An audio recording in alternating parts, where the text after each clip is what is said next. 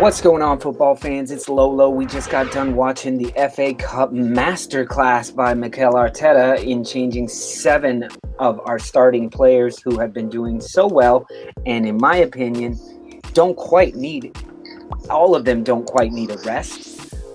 And there were some really poor efforts out there. But I got a good friend up bright and early, just like me. It's the only reason we're not out on the stoop is because I'm so angry I would be yelling, and it's very early here in Brooklyn, so I don't want all my neighbors to be pissed off. So now me and Matt are just going to yell at each other. Matt, what's going on, man? This is what you get up early for on a Saturday. It's so frustrating. I don't get why, if he wants to give some of these guys some time to get into form, why Arteta feels like he needs to do it all at once. Like, this lineup clearly doesn't work together.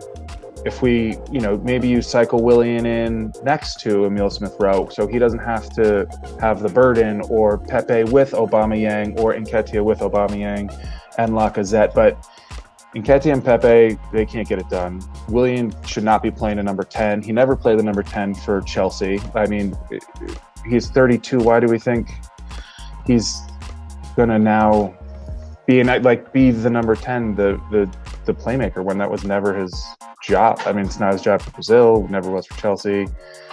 No, and to piggyback on that point of why 7, like if you want some players to get informed, you need to sprinkle some informed players. As soon as Saka and Partey came on, okay, Pepe looked better, Willian looked better, and then you bring Lacazette in and you throw Saka at what, left back or no, right back? No, he was playing like left wing. He came in for Martinelli, right? Like, he was playing up on the left, but he was tracking way back. No, but when they brought Lacazette on, they took Bellerin off. Saka was actually in that role. He was allowed to run forward, and Xhaka kept falling back. But Xhaka was shocking. And I mean, in all honesty, most of the players were shockingly bad in the first half. The passes were terrible. The back passing, how do we end the first half, the last 2 minutes, and then all of the stoppage time, which was only a minute? Southampton gave us the ball. And we pass back. Like, at that point, I'm thinking, fucking charge forward, put some balls over the top, and try to pull a goal back right before halftime. Yeah, but I think that's just become how you stifle Arsenal is 11 men behind the ball and see if they can break you down, try and nick one, get lucky with an own goal. I mean, I felt the defense played well today. I mean, aside from like a deflected own goal, like, there's nothing you can do about that. Gabriel looked rusty. I don't really blame him for the ball. You're always gonna, for the goal, you're always gonna stick a foot out. But he did look rusty. His passes weren't that great. He wasn't in the right position all the time. I think he'll be better.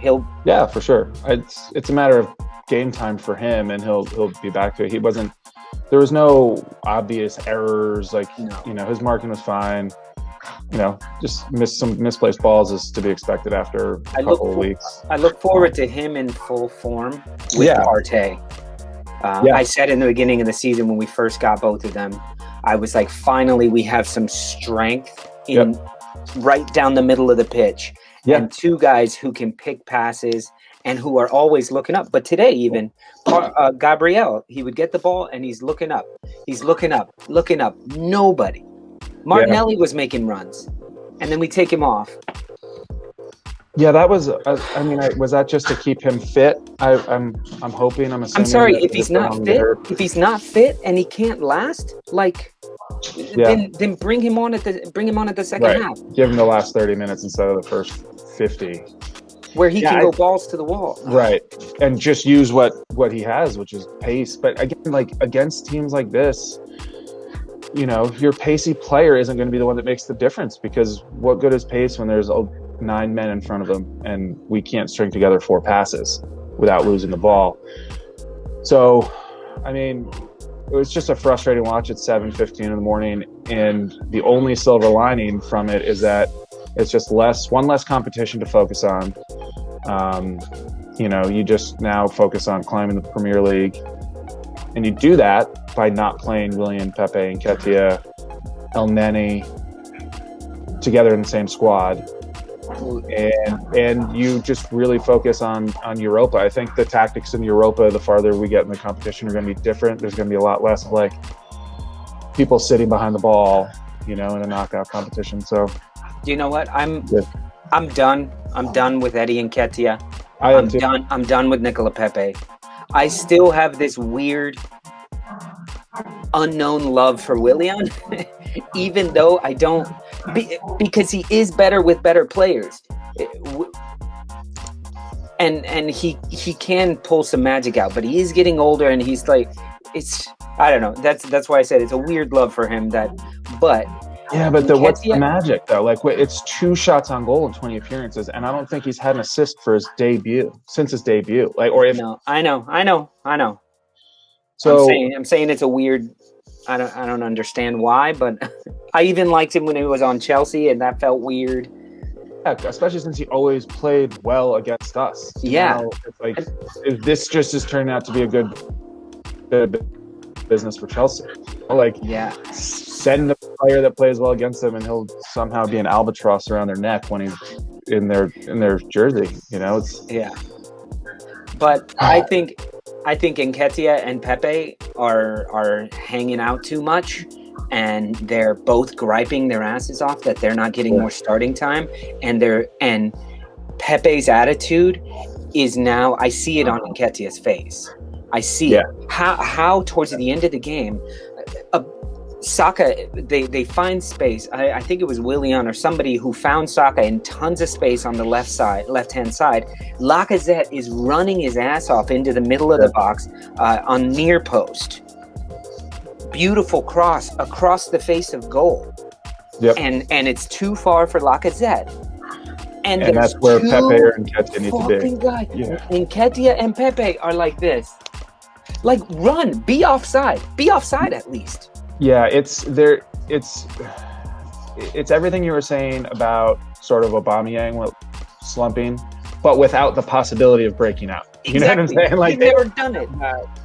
Right. Like, this would be more palatable if, they were both coming off a game where they scored. And you're like, okay, well, at least there has been some finishing, or there's some result somewhere, but there just hasn't been. I mean, Nketiah, that there in the dying moments of the game has an opportunity and just slices it wide from 7 yards out. And you're like, I mean, could I have put the ball home? No, but Aubameyang, Saka, Smith Rowe would have. Bring the ball down. Hold up play. Bring it down. Like, if your shot isn't perfect, bring the ball down. You have other guys right there. Maybe get a penalty. Yeah,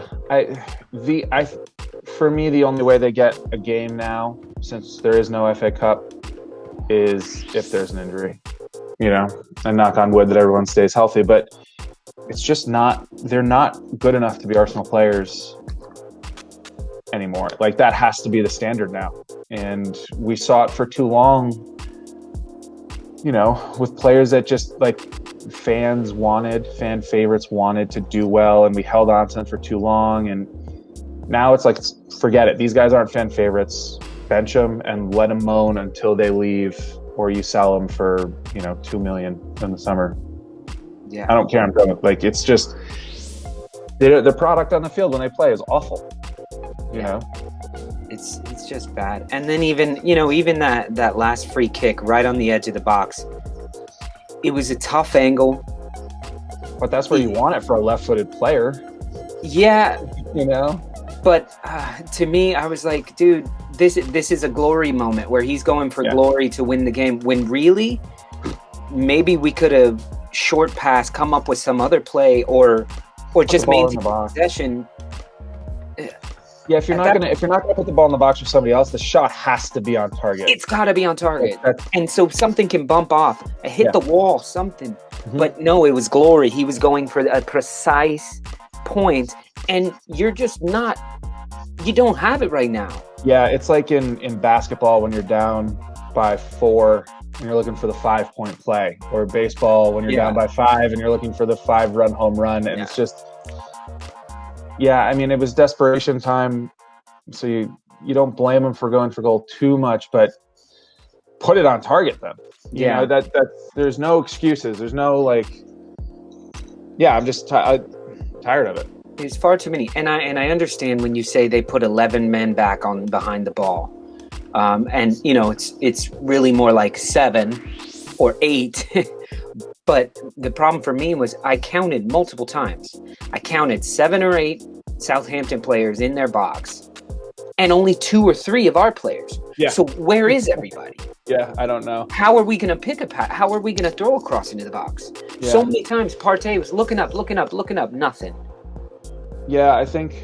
Well, I mean, are you talking about on like free kicks or corners going forward where we don't have anybody in the box for a cross? Anything on any play, on any play.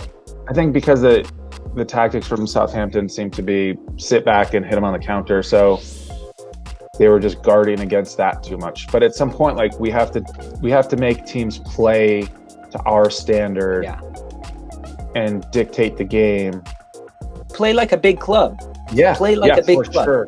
Yeah, and say, 100%. Yeah, we know exactly what you're gonna do, but we're not gonna let you because we're better. Yeah. But we put out a half-ass squad. The first half was awful.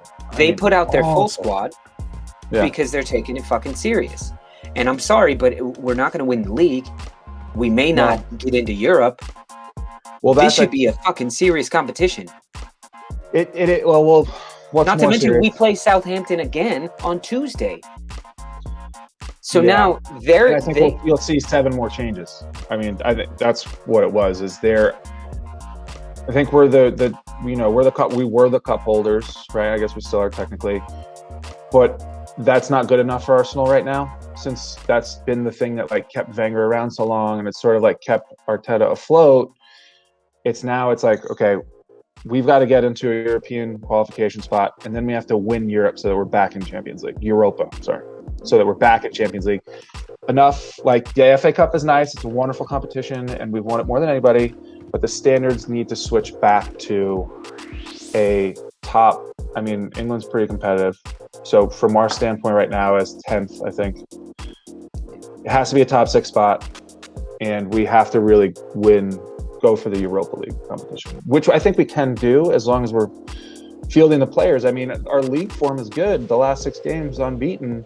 And we have some multi-goal scoring games in that. Yeah. No. I think that's why I think the squad is actually coming together. So yes, you want to rest Emile Smith-Rowe because he has become such a central figure. Yeah. Aubameyang traveled, but then had to go back home for a family emergency. Okay, cool. But put a leader out there on the pitch. Well, yeah, that's another thing, right? Like all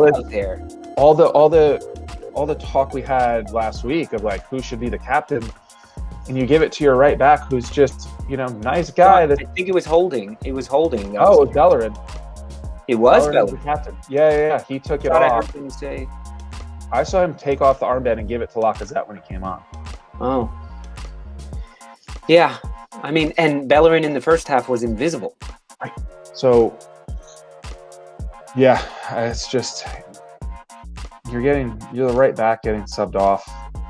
I get that we're putting an attacking player on, but I don't know. It's back to that conversation we had last week about who should be captain, and how do you give it to the right back who's getting dropped in league games for the guy you put at left back. Yeah, and I think they were struggling to put a cross in from his wrong foot. Yeah, I think they liked his energy in the last game against Newcastle, so they wanted to have that sort of Tierney-esque player, that little rat terrier out there biting ankles. But he just looked lost at left back a bit, Yeah, I thought he was good. He was good in a lot of ways with his energy. Right. Getting to balls, fighting people for balls, getting balls that should have gone out of bounds. Right. Him and Martinelli both on the left side. But then when it came down to him having to do some precise work, some precision work, he's on the wrong side, the wrong foot. Yeah. And he's playing behind the player he hasn't played behind all season. Yeah, exactly. So is it like a bit of arrogance by Arsenal in their Is it just Arteta trying to get some guys into some form all at once, which is that's so never worked stupid. for That's us. Why 7 at a time? Hey, I need think someone out there that's been in form. How different would it have been to have started Lacazette instead of Nketiah? I think very different, and also like Partey instead of Elneny. I mean, Elneny looked good at the end of last season, but I don't think he's passed the ball forward. No. Yet this season. Or like if you know you're going to bring Partey on at some point, start him. Start him so you get off to a big start. Switch him at halftime no matter what the score is. If you're trying to protect him, cool.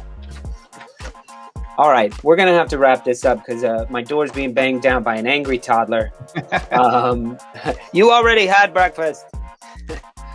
Matt, thank you for getting up early and talking. All right, brother. My pleasure. We'll see you on Tuesday for the live stream. Arsenal Southampton Part 2. I told you, I'll be out in a minute. Here's the 7 more changes. All right, man.